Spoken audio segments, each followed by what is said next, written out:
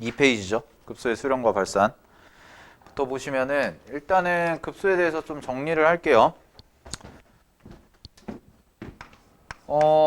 되게 중요한 단원이고요.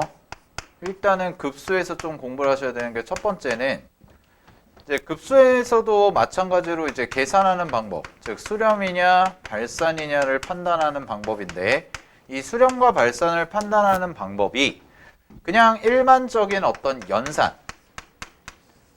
연산을 이용해서 계산하는 게 있고, 연산은 결국은 리미트 n이 무한대로 갈 때 sn이라는 요렇게 들어가는 연산을 처리를 할 겁니다. 그래서 급수는 쉽게 말씀을 드리면 합의 극한이다 라고 얘기를 했을 거예요. 수열의 합의 극한을 우리는 급수라고 할 거다. 자, 근데 연산이 좀 까다로운 경우가 있단 말이야. 그럼 연산으로 직접 해결하기 어려울 때는 약간 우회적인 방법으로 하는데, 그게 바로 뭐냐면 우리가 수열에서 SN과 AN의 관계, 즉 합과 일반항 사이의 관계를 배웠던 것처럼 급수도 어떤 게 있냐면 급수와 그 다음에 극한, 수열의 극한 사이의 관계라고 얘기를 해요. 수열의 극한 사이의 관계.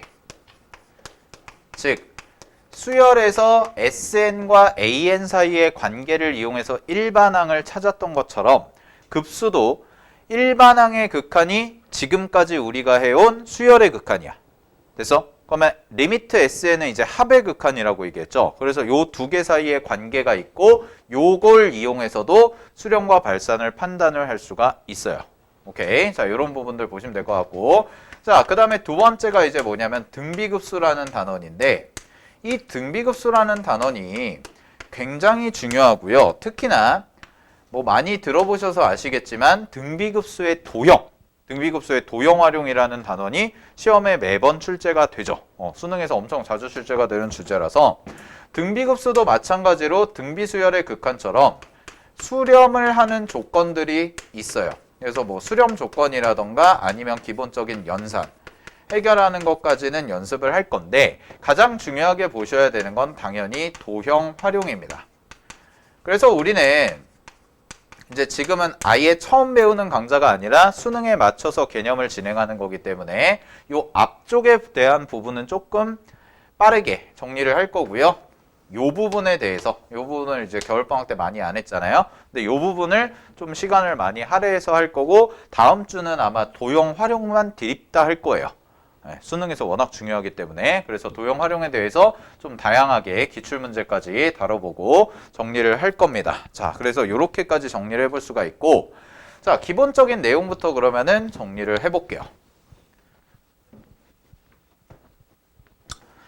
자, 기본적인 내용은 그냥 간단하게 읽어보면서 가볼게. 자, 뭐라고 나와 있냐면 급수라는 것이 수열의 각 항을 차례대로 덧셈 기호를 연결해서 사용해서 연결한 식을 우리는 급수라고 합니다. 즉 무슨 얘기냐면 이제 덧셈에 대한 식을 표현을 해주겠다는 거야.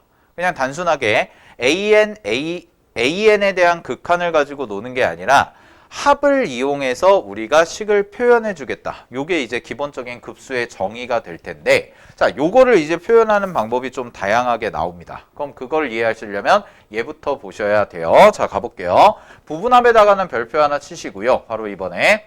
자, 부분합은요, 급수에서 첫째 항부터 n항까지의 합, 즉 우리가 수열에서 배웠던 SN이라는 것을 우리는 앞으로 부분합이라고 하겠다라는 거야. 됐니? 그래서 부분합을 가지고 구하는데, 얘를 급수의 n항까지의 뭐라고 부르냐면 부분합이라고 부를 거고, 자, 여기에다가 리미트를 붙여서 리미트 n이 무한대로 갈 때 부분합이라는 것을 대입해서 극한 계산을 하면 우리는 얘를 급수라고 하겠습니다. 이게 결론인 거예요.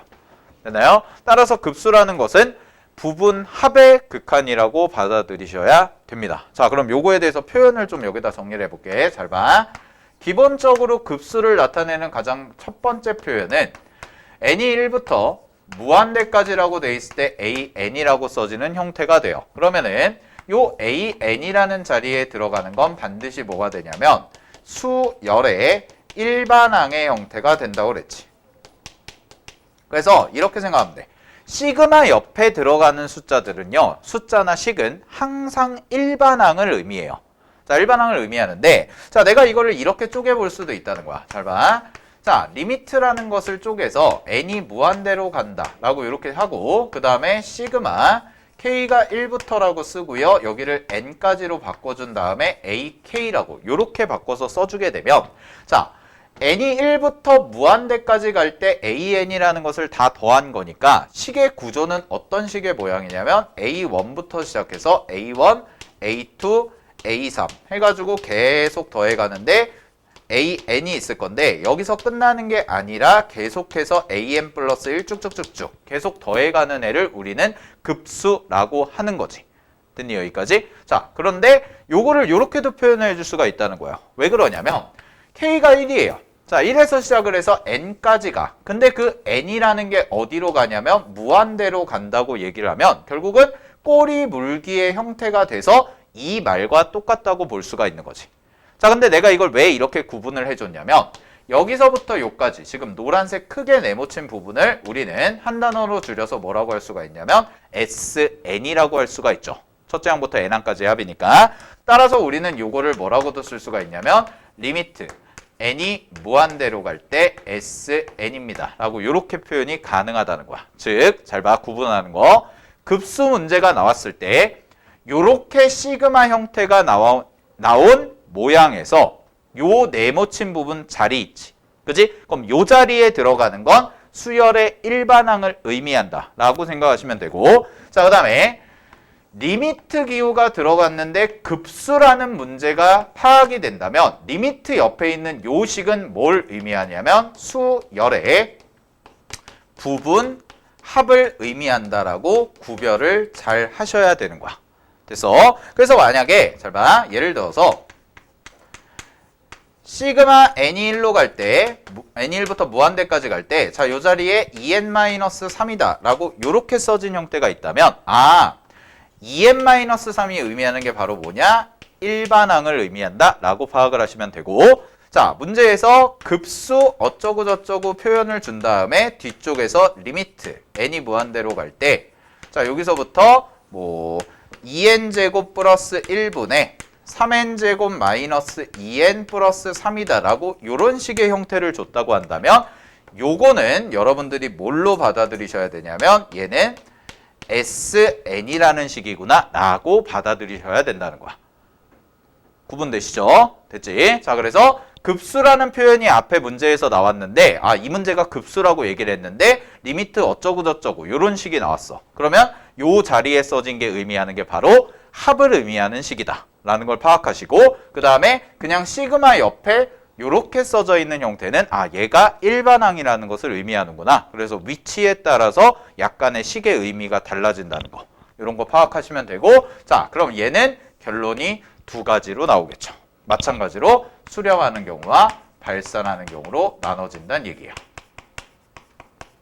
자, 그럼 수렴과 발산은 뭐 앞에서 배웠던 거랑은 차이가 없습니다. 똑같이 하나의 특정한 값으로 간다면 혹은 하나의 특정한 값이 계속해서 나온다면 우리는 그냥 수렴한다 라고 얘기를 하시면 되고, 반대로 수렴하지 않는 모든 경우는 발산한다 라고 얘기를 하시면 되는 거야.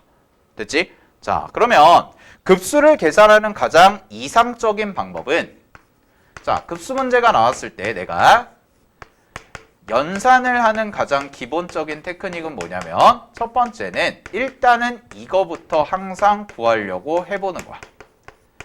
부분합을 계속 구해보려고 하는 거야. 근데 문제를 푸시다 보면은 부분합을 구하기 쉬운 경우가 있고 부분합을 구하기 까다로운 경우가 생겨요. 문제를 푸시다 보면. 만약에 부분합을 구하기 쉽다. 그러면은 바로 부분합을 구해. 그래서 뭐만 계산해 주시면 되냐면 리미트 SN이라고 극한 처리만 해주시면 되겠지. 그래서 합을 구해서 그냥 극한 계산만 해주시면 되는 거야. 근데 부분합을 구하기 까다로운 경우에, 즉 문제에서 어떤 식을 줬을 때 이 합을 구하는 게 우리가 지금까지 배웠던 이론적으로 적용시키기 어려울 때는 자, 얘는 약간 우회적인 방법을 쓰겠다는 건데 그 방법이 바로 뭐냐면 급수와 극한 사이의 관계를 쓰겠다라고 정리가 되어 있으면 된다는 거죠. 됐나요? 자, 이렇게 정리하시면 되고. 자, 그 다음에 두 번째가 이제 뭐냐? 두 번째는 이제 SN을 구해가지고 이렇게 극한 계산을 해주시면 되는데, 자, 이런 경우가 있어. 약간 특이한 경우. 아주 특수한 경우들이 있고요. 요 특수한 경우들에 대해서는 문제를 해결하는 방법을 뭐 그냥 암기하시면 되죠. 아, 이런 문제는 이렇게 나와서 요걸로 풀겠다. 뭐 요 정도인데, 가장 대표적인 게 이제 뭐냐면 첫 번째가 부분 분수의 형태. 이거는 뒤에서 다 풀어볼 겁니다. 자, 부분 분수를 이용해서 계산하는 게 있을 거고요. 그 다음에 두 번째 같은 경우는 이제 뭐가 있냐? 유리화를 이용해서 계산하는 거. 뭐 이런 친구들. 되니? 그 다음에 여기다가 조금 더 들어가면 이제 삼각함수꼴이나 혹은 지수 로그 함수 형태에 대해서도 문제가 출제가 될 수가 있는데, 이제 삼각함수나 로그 함수는 그냥 일반적으로 급수를 사용하시면 되는데, 지수 형태는 뭐라고 보시면 되냐면 얘는 등비급수의 형태가 된다라는 것까지. 됐니? 그래서 이런 연산 문제들은 그냥 틀을 잡아 놓으시고 문제에서 주어진 식의 형태가 뭔지 파악한 다음에 적절한 방법을 써서 계산만 해주시면 되는 거야. 알겠어? 그래서 뭐 이 문제는 이제 기본기이자 만약에 요 주제가 나온다면 그냥 3점짜리 정도의 주제가 되겠죠. 그죠? 자, 여기까지 정리를 좀 해주시고요. 자, 그래서 뭐 앞에 나와 있는 내용들은 극한에서 다뤘던 내용과 비슷하기 때문에 좀 넘어가 보도록 하겠습니다. 뭐 이런 것들 발산하는 것까지 생각해 보시면 될 것 같고, 그 다음에 여기 보시면은 중간에 53페이지 보시면 급수를 계산하는 순서라고 나와 있죠. 네, 이런 값의 순서 나와 있으니까 확인해 보시면 될 것 같아. 자, 그러면 다음 페이지를 넘겨서 요거를 좀 봅시다.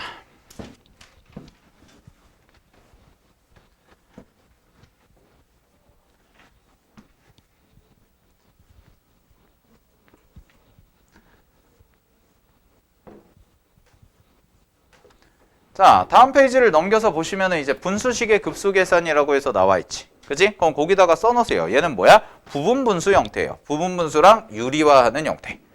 됐어? 자, 부분 분수랑 유리화하는 형태인데, 쌤이 요거를 설명하기 전에 먼저 뭐부터 설명을 할 거냐면 59페이지의 내용부터 설명을 먼저 드릴 거야. 그래서 59페이지 내용을 먼저 볼게요.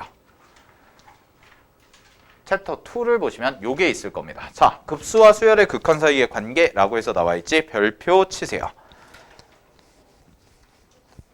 자, 별표 치시고, 급수와 수열의 극한 사이의 관계라는 것은 가장 기본 명제가 뭐냐? 1번인데, 자, 여기 봐봐. 급수가 수렴하면 극한 값은 0이다예요. 요게 참입니다. 자, 급수가 수렴하면 리미트 AN이라는 것은 0에 수렴한다 라는 게 기본 명제야. 됐니? 그러면 요거와 세트를 이루는 게 뒤쪽에 있는데 내가 여기다 써줄게. 요거와 같은 의미를 가진 게 바로 뭐냐면 대우 명제죠. 이 친구의 대우 명제. 그래서 리미트 AN이 0이 아니라면, 얘가 0이 아니라면, 그러면 급수는 항상 뭐한다? 무조건 발산할 수밖에 없다. 이게 대우 명제고 얘도 참이 됩니다. 됐니? 자, 그럼 이게 왜 그러냐에 대한 증명은 여기 한번 읽어보시면 되는데, 요게 이제 뭐에 대한 얘기냐면 SN과 AN 관계를 이용해서 증명을 하는 거죠. 수열의 극한에서 배웠던 거. 그래서 우리가 수열의 극한에서 SN과 AN의 관계 이용하실 때는 SN에서 SM-1을 빼준 게 AN과 같다. 요거 이용해서 계산을 하겠다는 거야. 됐니? 그럼 편하게 얘기를 하면, 자, AN이라는 수열은 SN과 SM-1을 빼준 것이라고 얘기를 할 수가 있는데, 만약에 리미트 SN, 급수죠. 자, 급수가 수렴한대요. 그러면 우리가 이런 걸 배웠지. n번째 항의 극한값이 수렴한다면 n-1번째 항의 극한값도 동일한 값으로 수렴할 수밖에 없죠. 그죠? 그래서 리미트 AN이 0이, 예를 들어서 리미트 AN이 알파라면 리미트 AN-1도 알파였잖아? 그지? 그러면은 요거랑 어떻다는 거야? 똑같다는 얘기가 되니까 결국 AN의 극한값은 얼마가 될 거다? 0이 될 수밖에 없다. 이게 증명이야. 별거 아니죠. 그죠? 자, 근데 여기서 이제 중요한 게 뭐가 나오냐? 여기서 중요한 게 이게 나와. 자, 여기다 볼게. 자, 그럼 이렇게 생각을 하실 수가 있는데 볼게요. 리미트 an이라는 것이 0일 때와 그 다음에 문제에서 주어진 리미트 an이라는 것이 0이 아닐 때 이렇게 두 가지를 구분을 해보면 갑니다. 자, 여기다가는 제목을 이렇게 붙일게요. 수렴과 발산을 보다 빠르게 판단하는 방법입니다. 급수의 수렴과 발산을 조금 더 보다 빠르게 판단하는 방법인데 그 기준점이 되는 게 바로 뭐냐면 일반항의 극한값이 0이냐 0이 아니냐를 가지고 판단을 하는 거야. 그래서 리미트 an이 0이 아닐 때부터 볼게요. 자, 리미트 an이 0이 아니라면 얘는 볼 것도 없이 급수는 100% 발산입니다. 해볼 필요도 없다는 거야. 무조건 발산이에요. 됐나요? 자, 예를 들어서 잘 봐. 문제에서 어떤 an이라는 수열이 나왔는데 이 an이라는 수열의 극한값이 2n 플러스 1분의 n-2라고 이렇게 써진 극한인 거야. 그러면 이 수열의 극한값은요. 자, 리미트 an이라는 값은 무한대로 보내버리면 얼마가 되냐면 2분의 1이라는 값을 갖고 이 2분의 1이라는 것은 뭐가 돼요? 0이 아닌 거지. 그지? 자, 그럼 쌤이 이런 얘기를 했을 거야. 잘 봐. 얘를 가지고 부분합을 구하기 쉽냐 어렵냐로 접근하라고 그랬는데 야, 수열이 이렇게 생겼어. 일반항이. 그럼 여기다가 내가 시그마를 붙이는데 시그마 k가 1부터 n까지 간다고 생각을 해보면 여기에도 문자가 있고 여기에도 문자가 있으니까 여러분이 알고 있는 공식을 쓰기가 쉬워 어려워? 어려워요. 그죠? 그러면 이 형태가 뭐 부분분수처럼 변형이 되냐? 그렇지도 않잖아. 즉 우리는 수열의 극한이 이렇게 나왔을 때는 SN이라는 것이 구하기 까다로운 형태라고 얘기를 할 수가 있다는 거죠. 근데 이거의 수렴과 발산을 판단을 해줘야 돼. 그러면 우리는 어떻게 할 거냐? 아, 리미트 an이라는 극한값이 0이 되는지 안 되는지만 확인해 보면 된다는 거지. 근데 리미트 an이라는 극한값이 뭐가 돼요? 2분의 1로 간다는 거죠. 그럼 2분의 1이니까 0이 돼야 안 돼? 안 된다는 거지. 그럼 이 말의 의미가 뭐냐면 이 말의 의미는 리미트 sn과 리미트 sn-1이 서로 다르다는 의미가 되는 거예요. 이 0이 아니라는 뜻이. 그러면 n번째 항까지의 극한과 n-1까지의 극한이 서로 달라. 그럼 이 수열은 뭐 하는 거야? 발산한다 라고 얘기를 해야죠. 이해됐어요? 우리가 수열의 극한에서 배웠던 대로 가자면 n번째 항까지의 합이 요게 n번째 항까지의 극한이 수렴한다면 당연히 얘도 수렴을 해야 돼. 그지? 근데 an이라는 것은 sn에서 sn-1을 빼주는 거라고 그랬잖아. 근데 얘가 2분의 1이라는 값이 나왔어. 아, 그럼 이거랑 이거는 뭐야? 서로 다르다는 얘기가 되고 그래서 당연히 발산일 수밖에 없다. 이렇게 받아들이시면 되는 거야. 오케이? 그러니까 얘는 볼 것도 없이 발산이고 우리는 이거의 부분합을 구할 필요가 전혀 없다는 거죠. 됐어요? 자, 근데 문제가 뭐냐? 얘예요. 얘. 자, 잘 봐. 리미트 an이 0이야. 그럼 리미트 an이 0이면 얘는 100% 수렴하니 라고 했을 때 그렇지 않다는 거죠. 100% 수렴하니라고 했을 때 그렇지 않다는 거야. 대표적인 발레가 뭐냐면 대표적인 발레가 요게 안 되는 게 대표적인 발레가 an이 n분의 1일 때예요. 그럼 an이 n분의 1이면 잘 봐. 리미트 an은 제로거든. 맞아요? 리미트 an은 제로야. 근데 리미트 an이 제로라고 그래서 리미트 sn이 수렴하냐 라고 얘기하면 얘는 수렴하지 않습니다. 발산해요. 알겠나요? n분의 1이라는 것을 계속 더해가잖아. 즉 1 더하기 2분의 1 더하기 3분의 1 더하기 4분의 1 더하기 5분의 1 더하기 6분의 1 더하기 이렇게 가잖아. 그럼 마치 수렴할 것처럼 보이지만 걔는 수렴하지 않고 발산하고요. 요거는 내가 겨울방학 과정에서 설명을 드렸었는데 이렇게 간다는 거야. 1 플러스 2분의 1, 1 플러스 2분의 1, 1 플러스 계속 2분의 1, 2분의 1, 2분의 1의 형태가 되기 때문에 이 친구는 결국 뭐가 되냐? 발산이 되는 거고 요 증명에 대해서는 교과서에 있기 때문에 제가 따로 별도로 설명을 드리지는 않겠습니다. 알겠나요? 이런 경우도 있다라는 거야. 그래서 자, 극한값이 0이라고 해서 무조건 수렴한다라는 말은 잘못된 말이에요. 잘못된 말이야. 그래서 우리는 이걸 어떻게 받아들이냐면 극한값이 0이라면 얘는 수렴할 뭐가 있어? 가능성은 존재하는 거야. 적어도. 즉 100% 수렴한다고 얘기할 수는 없지만 수렴할 가능성이 존재하기 때문에 우리는 그걸 가지고 직접 검증을 해 주셔야 된다는 거죠. 계산을 해보셔야 된다는 거야. 그래서 리미트 an이 0이냐 0이 아니냐를 가지고는 결국 우리가 문제에서 주어진 급수가 발산하는지 수렴하는지를 명확하게 판단할 수 있는 건 여기까지는 명확하게 판단이 되는 거야. 알겠어? 그래서 만약에 일반항의 극한값이 0이 아니잖아. 그럼 볼 것도 없이 발산이니까 우리는 계산하지 않고 그냥 얘를 발산 처리해버리면 된다고. 됐나요?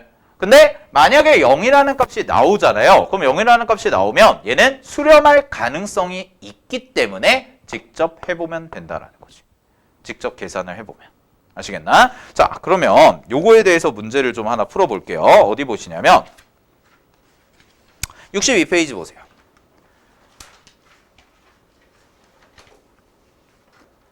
자, 62페이지 요거 보겠습니다.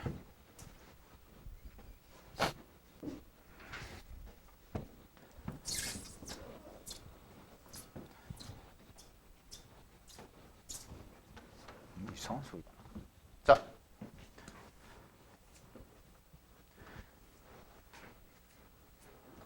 갑니다. 개념 1번. 자, 문제에서 수열 AN에 대해서 다음 물음에 답하여라 라고 되어 있는데 급수가 2021이래. 자, 여기서 제일 중요한 건 이거야. 잘 봐. 급수가 수렴이야. 여기에 뭐가 들어가는지는 궁금하지 않아. 이게 포인트야. 저기에 2021이 들어가건 100이 들어가건 35가 들어가건 중요하지 않다는 거야. 핵심은 뭐야? 하나의 값이 나오기 때문에 수렴하는구나. 그럼 끝났지. 급수가 수렴하니까 일반항의 극한값은 얼마야? 제로가 돼. 따라서 얘가 뭐야? 0이 돼야 되니까 리미트 an의 값은 얼마? 3이다. 끝. 이렇게 가면 되는 거야. 알겠나? 자, 얘도 해볼게요. 수열 an에 대해서 급수입니다. 급수가 2야. 수렴하네. 그러면 여기에 써진 일반항의 극한값, 즉 리미트 an 마이너스 3n 마이너스 5분의 n이라는 값은 0이 돼야 되는 거지. 따라서 리미트 an 얼마가 돼요? 3분의 1이 되는 거죠. 그럼 얘가 3분의 1이니까 여기다가 대입해가지고 계산해 주시면 정답은 얼마가 돼요? 5가 된다. 이렇게 간단하게 해결이 가능하다는 겁니다. 됐나요? 자, 그럼 밑에 것도 한번 해볼게요. 자, 121번 봅시다.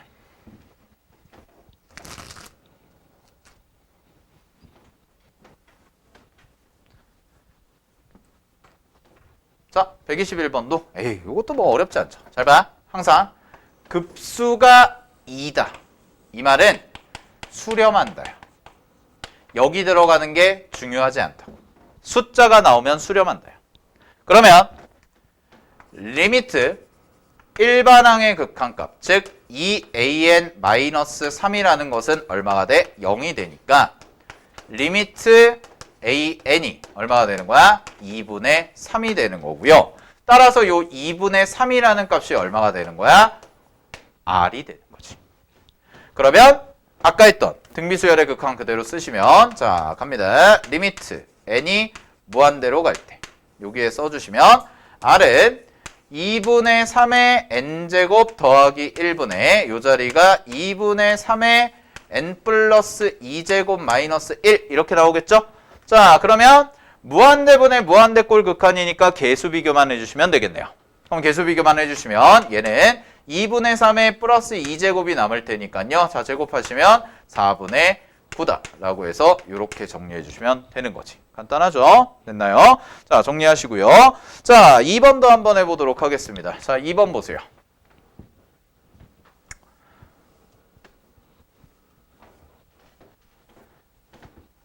자, 2번 문제도 갑니다. 2번에서 급수와 수렴한대. 끝. 이거야. 이게 니네가 문제에서 보여야 된다. 알겠니? 그러면 여기서 뽑아낼 수 있는 정보가 뭐냐? 두 가지죠. 첫 번째, 리미트 an 마이너스 극한 계산하세요. 3, 2, 제로야. 그러면 리미트 an은 얼마인 거야? 3인 거야. 이거 하나 그대로 나오고.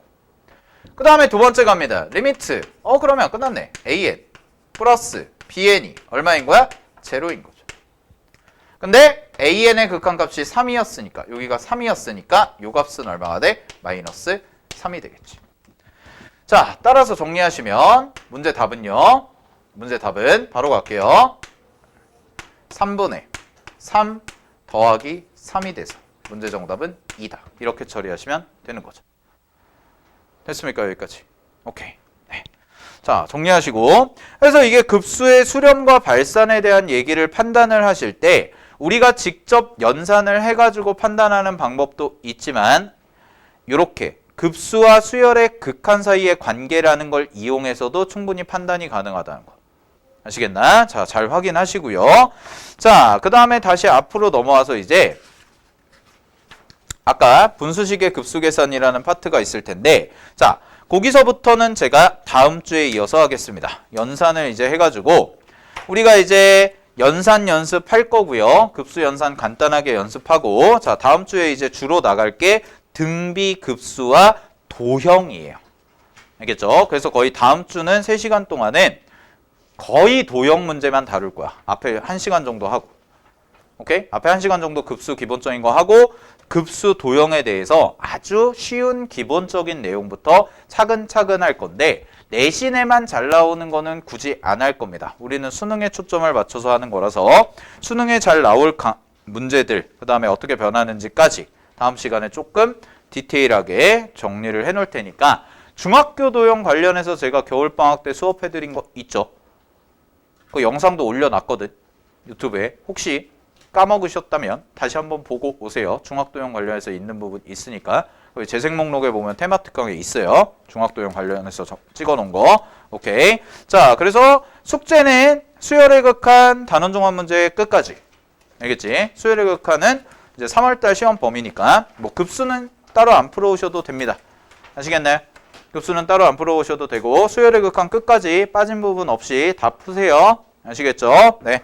자, 고생들 많이 하셨습니다.